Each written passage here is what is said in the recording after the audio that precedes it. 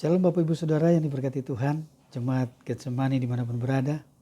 Saya percaya kita semua dalam situasi yang semangat. COVID-19 boleh terjadi, tetapi anjuran pemerintah harus tetap kita jalankan. Kita tidak bisa terus duduk diam, tetapi kita harus berdampingan dengan COVID-19 supaya kita maju berperang melawan situasi ini. Jangan diam saja. Untuk itu saya mengajak Bapak Ibu semua untuk ibadah keluarga tetap kita lakukan setiap hari Kamis. Liturgi sudah dibagikan, Bapak Ibu akan mengikuti melalui liturgi, dan pada saat khotbah Bapak Ibu buka YouTube yang saya lakukan hari ini. Haleluya. Baik, kita akan mulai ibadah kita. Mari kita bersatu dalam doa. Segala puji hormat kami naikkan ke hadapan-Mu ya Tuhan, karena Engkau begitu besar. Kasih-Mu bagi kami sampai dengan saat ini, Engkau tetap masih memberikan kami kesempatan untuk ada kembali di dunia ini. Kami tetap semangat, tetap kami kuat, karena kami percaya Tuhan kami Tuhan yang luar biasa. Untuk itu Bapa, bangunkan semangat kami dengan kami mau mengucap syukur melalui ibadah kami kepadamu ya Tuhan. Terima kasih Tuhan. Kami akan merenungkan firman Tuhan.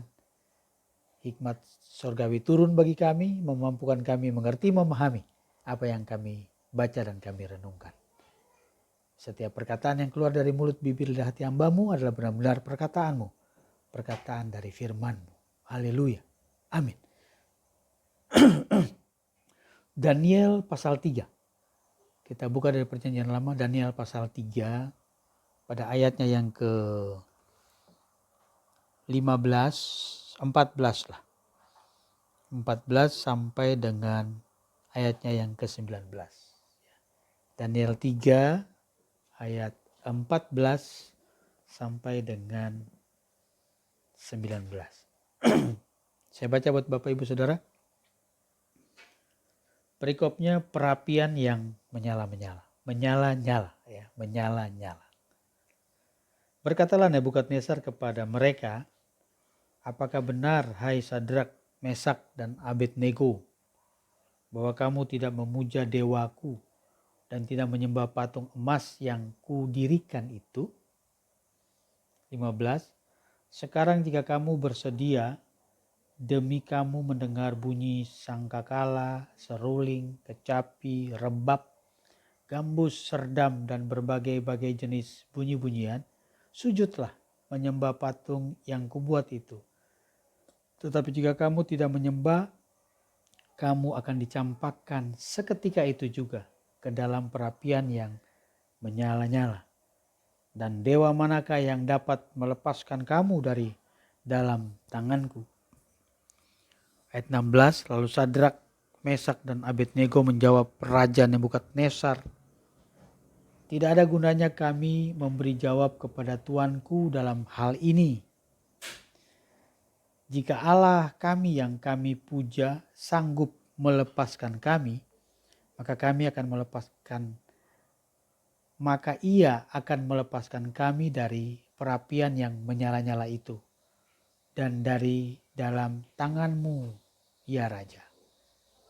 Tetapi seandainya tidak, hendaklah Tuanku mengetahui, ya Raja, bahwa kami tidak akan memuja dewa Tuanku dan tidak akan menyembah patung emas yang Tuanku dirikan itu. Sekali lagi saya ulang. Tetapi seandainya tidak, hendaklah Tuanku mengetahui, ya Raja, bahwa kami tidak akan memuja dewa Tuanku dan tidak akan menyembah patung emas yang Tuanku dirikan itu. Maka meluaplah kegeraman Nebukadnezar. Air mukanya berubah terhadap Sadrak, Mesak, dan Abednego. Lalu diperintahkannya supaya perapian itu dibuat 7 kali lebih panas dari yang biasa. Demikian jauh pembacaan kita pada hari ini. Saya percaya Bapak Ibu akan dibangkitkan semangatnya, akan diberikan ketenangan, sehingga berkat Tuhan itu selalu ada pada setiap orang yang percaya kepadanya. Haleluya. Terpujilah Kristus. Saudaraku, seperti kita ketahui bahwa kerajaan Yehuda yang waktu itu dipimpin oleh Raja Yoyakim jatuh ke dalam tangan Nebukadnezar, Raja Babel. Dan Tuhan mengizinkan hal itu terjadi. Nanti kalau Bapak Ibu baca di Daniel pertama, di situ jelas sekali ya. Tuhan menyerahkan Yoyakim, Raja Yehuda, dan sebagian dari perkakas-perkakas rumah Allah ke dalam tangannya. Maksudnya ke dalam tangan Nebukadnezar. Dan dia juga meminta supaya orang-orang muda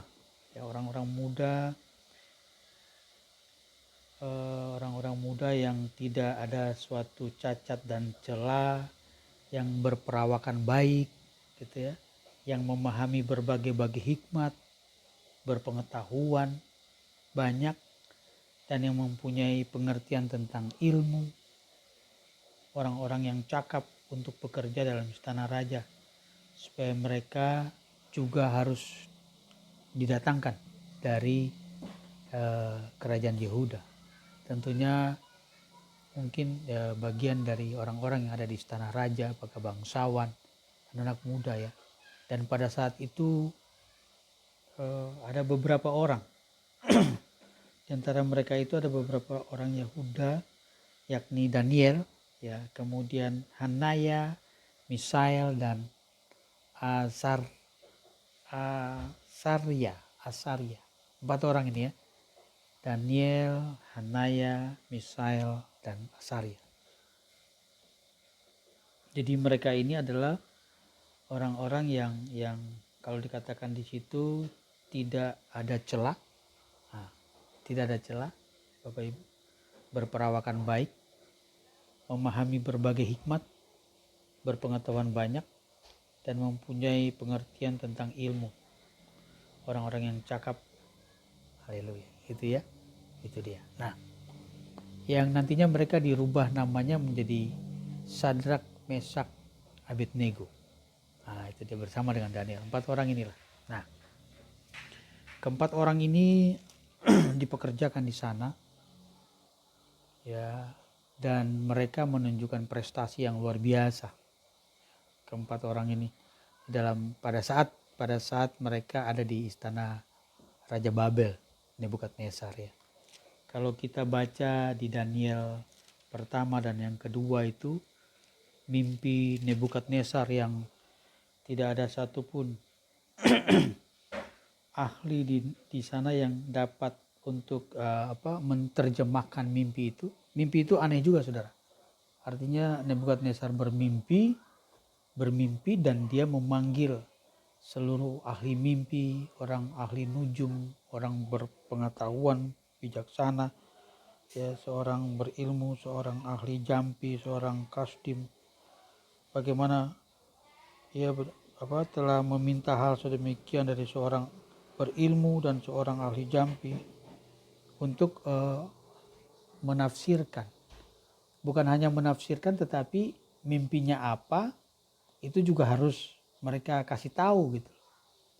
Ya, tentunya ini menjadi sesuatu yang orang mereka tidak bermimpi kok, yang mimpi Nebukadnezar, tapi Nebukadnezar bilang kamu harus kasih tahu mimpiku apa gitu.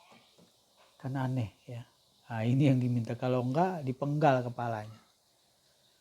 Nah, mereka katakan bahwa Tuanku Raja, tidak ada satupun raja di dunia ini yang bermimpi terus kami tahu gitu loh.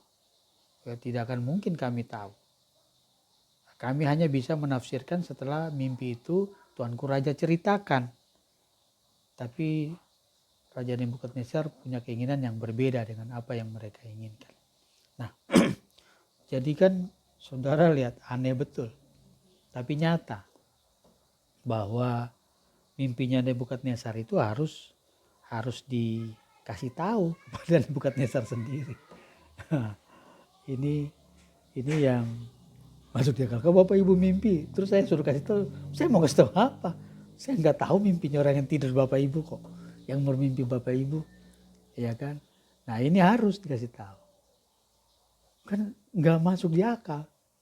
Tapi saudara, ya tapi Daniel, Sadrak, Mesak, Abednego mampu menafsirkan mimpinya. Terutama Daniel ya diberi kemampuan tambahan yaitu bisa menafsirkan mimpi dan bisa melihat jauh ke depan. Daniel, ya, haleluya. saya ini sekali ya, artinya senang sekali dengan pada saat raja bernubuatkan tentang bertita tentang hal itu, bahwa siapa yang tidak bisa menafsirkan maka akan dipenggal, dibunuh semuanya. Orang yang bijaksana termasuk 4 orang ini akan dibunuh. Yang dilakukan oleh keempat orang ini apa saudara? saya baca ya ayatnya Bapak Ibu. Nah kemudian kemudian pulanglah Daniel dan memberitahukan hal itu kepada Hanaya, Misael, Azaria, teman-teman, yaitu memberitahukan kepada Sadrak, Mesak, dan Abednego tentang mimpi itu. Apa yang dengan maksud ayat 18 Daniel 2.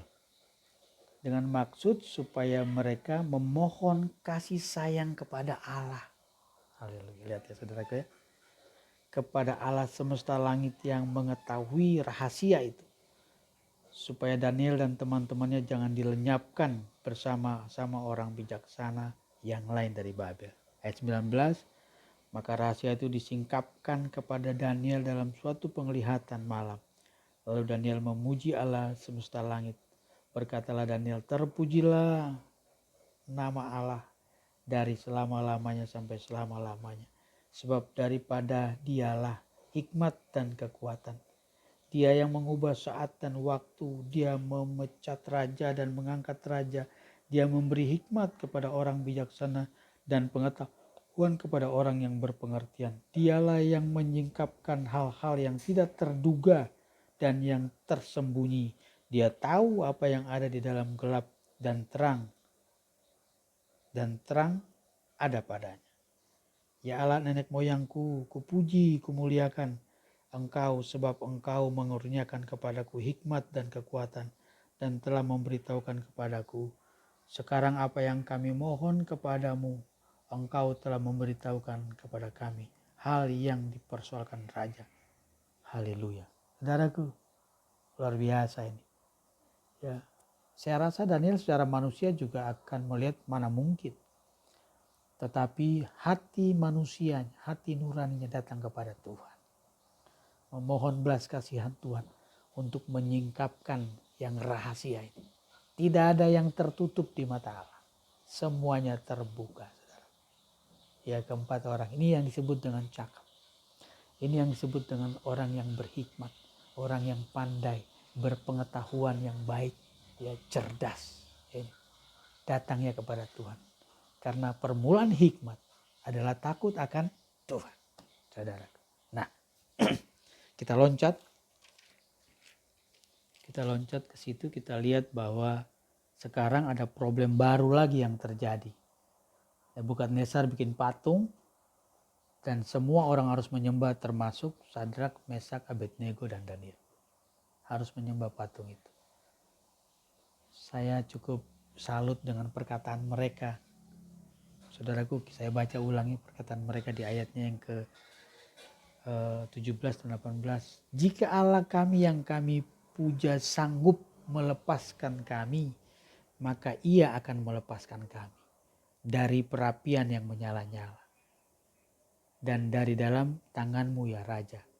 Tetapi seandainya tidak, lihat ini, jika Allah tidak dapat melepaskan mereka dari perapian yang menyala-nyala dan dari tangan Raja, hendaklah Tuanku mengetahui ya Raja bahwa kami tidak akan memuja dengan dewa tuanku dan tidak akan menyembah patung emas yang tuanku dirikan. Luar biasa, saudara.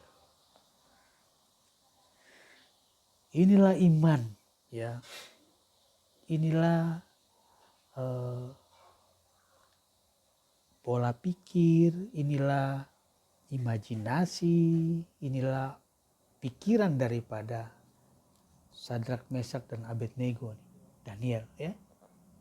Walaupun Tuhan tidak menyelamatkan kami tidak akan menyembah patung yang raja dirikan. Begitu teguhnya mereka, tetap tidak goyah, tetap berpegang sekali Tuhan, tetap Tuhan. Haleluya. Saudaraku, kalau Bapak Ibu Saudara mengikuti khotbah saya yang lalu-lalu, di mana khotbah yang kemarin yang saya katakan berharga di mata Tuhan. Kematian setiap manusia yang dikasihi. Sampai mati pun Tuhan katakan Bapak Ibu dan saya berharga di mata Tuhan. Dan itu yang seharusnya menjadi kebiasaan kita. Supaya tidak ada hilang harapan dan putus asa kita seperti 3 orang ini. Daniel, Sadrak, Mesak, dan Abednego. Ya, sekalipun Tuhan tidak menyelamatkan mereka tidak akan menyembah patung itu. Itulah kata-kata yang pasti, kata-kata iman yang luar biasa yang akhir cerita Bapak Ibu tentu tahu, ini cerita sekolah minggu ya. Walaupun diberi 7 kali panas daripada biasa, bahkan orang yang mengangkat, yang membawa ke-4 orang ini aja, ke-3 orang Sadrak, Mesak, dan Abednego ini aja terbakar, hangus. Dan kita lihat bahwa waktu Sadrak, Mesak, Abednego dibuang ke perapian yang menyala-nyala, di situ ada 4 orang. Mereka hanya berjalan-jalan saja yang terlihat.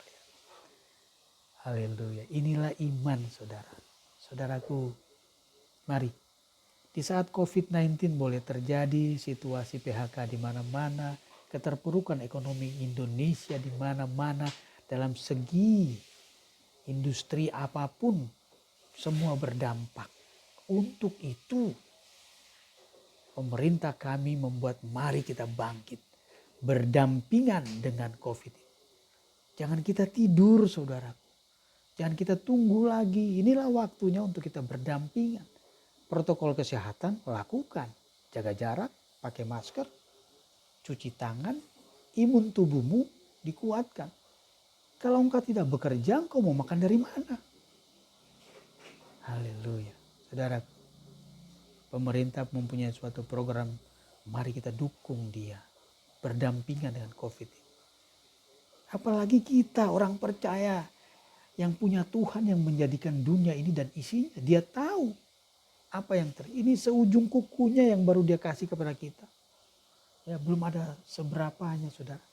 Baru seujung kuku, belum ada nilainya, kita sudah hancur-hancur seperti itu. Bangkit saudaraku, jangan putus harapan. Ayo semangat. Ya, kita punya Tuhan yang luar biasa. Tuhan yang selalu menyatakan bahwa engkau naik bukan turun. Engkau akan saya rancangan Tuhan, rancangan damai sejahtera buat. Seperti Sadrak, Mesak, dan Abednego. Mempertahankan iman mereka. Sampai nyawanya yang mereka tetap mempertahankan. Apakah kita mampu melakukan ini saudaraku? Mari saudaraku. Ya. Berserulah kepada Tuhan selagi ia berkenan. Ya, berkenan. Carilah Tuhan selagi ia berkenan ditemui. Berserulah kepadanya. Jadi ada waktunya Tuhan tidak berkenan untuk ditemui. Nah ini waktunya, saatnya untuk kita diperhadapkan, mempertahankan iman percaya kita. Karena kita ini datang telanjang saudaraku. Dan kita pulang juga kembali telanjang. Tuhan yang memberi, Tuhan yang mengambil. Terpujilah Tuhan. Apakah itu sudah kita lakukan? Kadangkala kita tidak melakukan itu. Kita egois. Kita menyatakan bahwa ini usaha saya.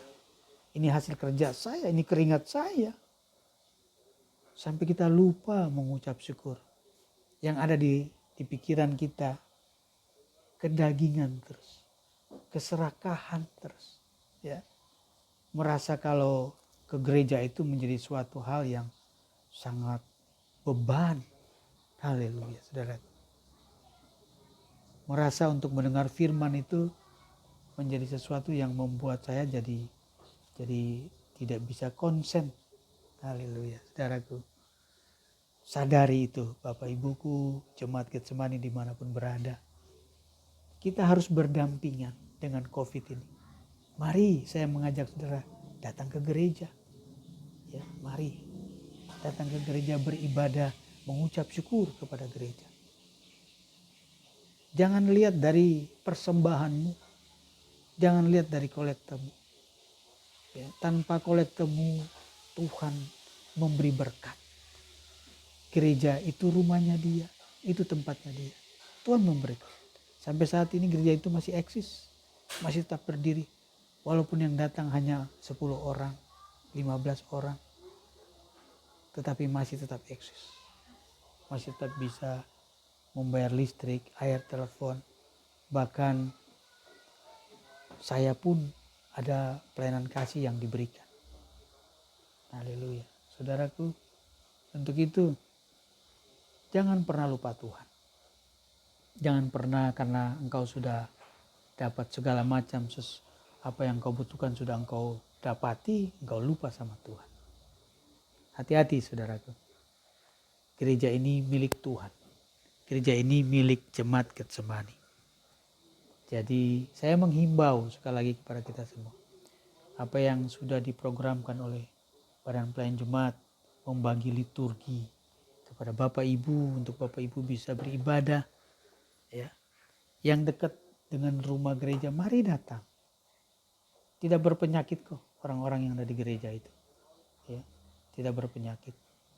Mereka semua melakukan protokol kesehatan yang benar.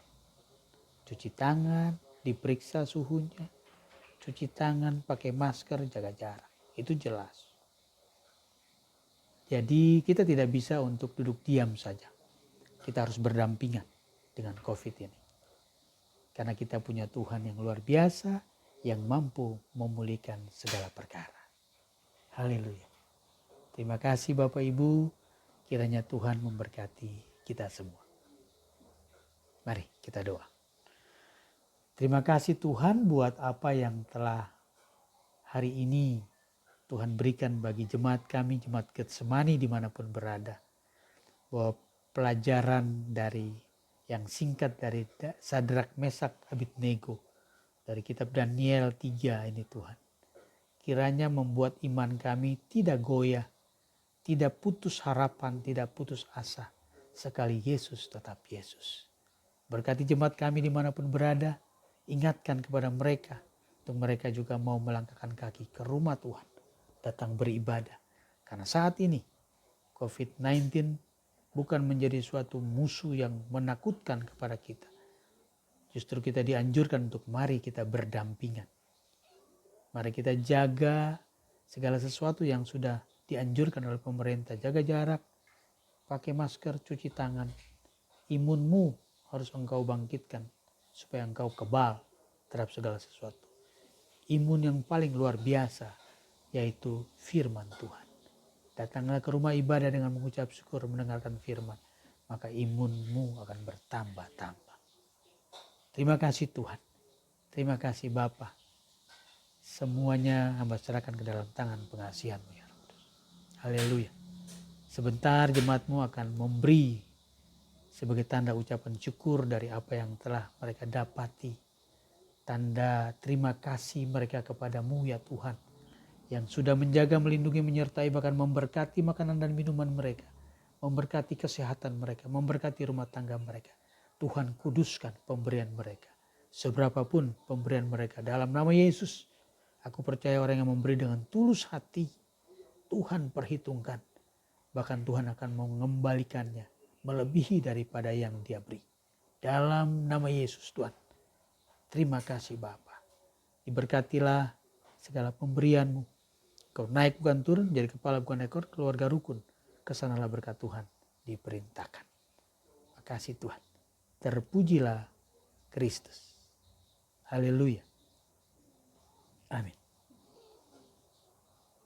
Kita akan masuk dalam penutup.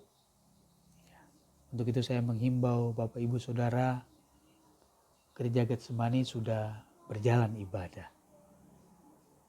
Mari langkahkan kakimu, datang ke gerejamu. Ya, kita tetap mempergunakan protokol kesehatan, menjaga jarak dan tentunya cuci tangan, pakai masker, itu yang kita lakukan. Artinya kita tidak bisa menunggu, tidak bisa berdiam, tetapi kita harus bertindak, saudaraku. Bertindak sesuai dengan anjuran pemerintah, berdampingan dengan COVID-19 ini. Saya menghimbau, mari kita datang ke gereja sama-sama ya. Untuk anak-anak sebaiknya di rumah saja dulu. Dan orang tua yang sehat kami persilakan. Anak muda yang strong, mari datang ke gereja. Ya, kita berjumpa di sana. Terima kasih. Bersama Bapak Ibu kami mengucapkan banyak terima kasih. Saya percaya apa yang Bapak Ibu berikan kepada Tuhan tidak sia-sia. Haleluya. Mari Bapak Ibu kita doa penutup dan berkat. Aku doa dalam nama Yesus, setiap pemberian mereka Tuhan berkati. Dalam nama Yesus, dimanapun Jemaat Getsemani berada hari ini, lawat Tuhan. Apapun persoalan hidup mereka, Tuhan pulihkan mereka. Kasih karunia dan damai sejahtera dari Allah Bapa kiranya menyertai sidang jemaat dimanapun berada. Mulai hari ini, terus kekal sampai selama-lamanya. Amin. Shalom, sampai berjumpa kembali dalam ibadah tengah minggu yang berikut. Tuhan memberkati kita semua.